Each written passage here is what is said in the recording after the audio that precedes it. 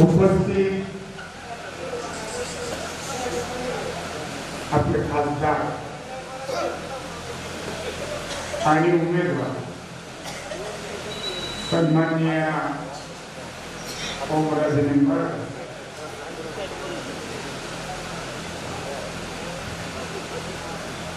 कार्यक्रमाला उपस्थित असलेल्या सगळ्या माझ्या भगिनी, 2 दिवसाच्या निरोपावर आपापल्या खर्चानं आपापली वाहनं घेऊन या ठिकाणी उपस्थित असलेले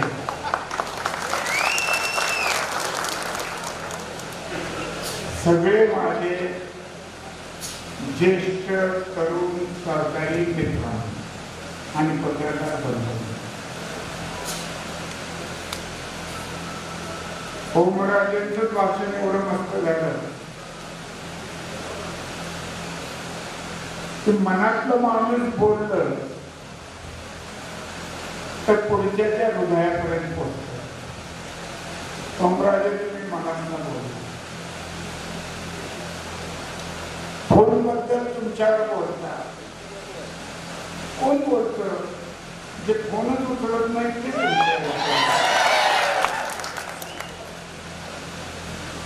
आणि जो जनसेवक आहे याचा फोन 24 तास चालू असलाच पाहिजे. अनेकांचा तुमचं उदाहरण मी ऐकलं की तुमच्या फोनमुळे कोणाला तरी जीव आहे. मी सुद्धा ज्यावेळेस पासून हे दगड आलं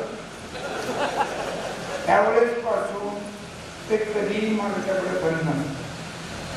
त्याचा अनुभव मला एक असा आला की लातूरला जाणारी बस आपल्या आरडा नाला जो आहे पाचशे रोडवर त्याच्यात खाली गेली आणि वाजले होते 2 आणि 2 वाजता माझ्या फोनची रिंग वाजल्यावरून उचलला माझा मित्र जयप्रकाश दगडे लातूरचे लोकमतचे संपादक, त्यांनी मला सांगितलं की असा ऍक्सिडेंट झाला. तिथल्या एकाचा फोन त्यांना आला आणि त्यांना बार्शी पोलीस स्टेशन किंवा कुर्डवाडी पोलीस स्टेशनचं फोन नंबर नाही, तर तू माझ्यासाठी मी कुर्डवाडी पोलीस स्टेशनलाही फोन केला, बार्शी पोलीस स्टेशनला केला. त्यांनी वायरलेसवरनं सगळीकडं तो मेसेज पोचवला आणि वेळेवर मदत मिळाली. त्यांना अनेक जणांचे प्राण. फोन हा आपल्याकडे गुड मॉर्निंग आणि गुड नाईट साठी नाही किंवा चॅटिंग साठी सुद्धा नाही. आपला फोन हा आलेल्या फोनला त्याची कारवाई करण्यासाठी असतो, तो उचलायचाच असतो, त्याची दखल घेऊन पुढचा फोन करायचा असतो.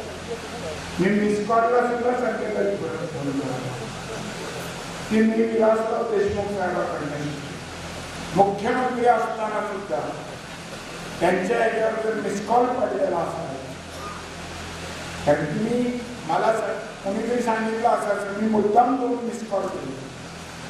मला पहाटे 6ला फोन आला की सोबत काय अर्जंट काम आहे. मी म्हणलं साहेब 6 वाजता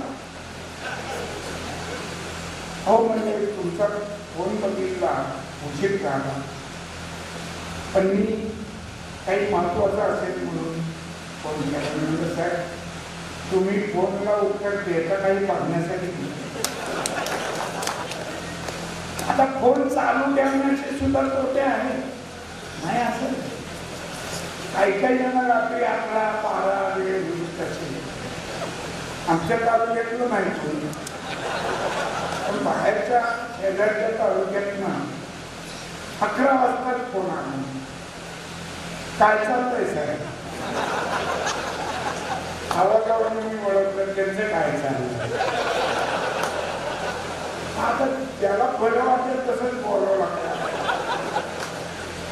मी म्हटलं तुमचं काय चाललंय ते माझं आधीच झालेलं, आता तुम्ही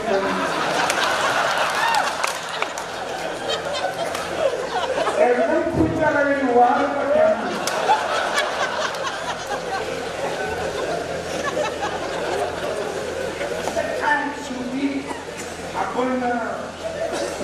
आलेला आमचे माळी वडील होते.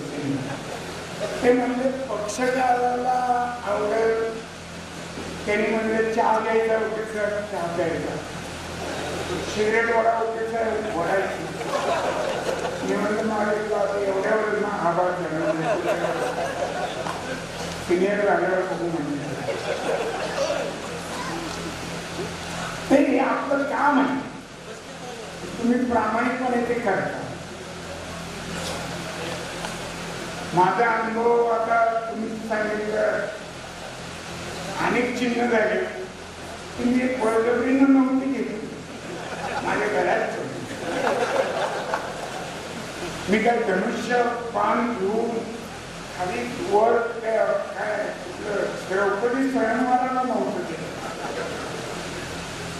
साहेबाबरोबर होतो 85ला मला उभारायला सांगितलं.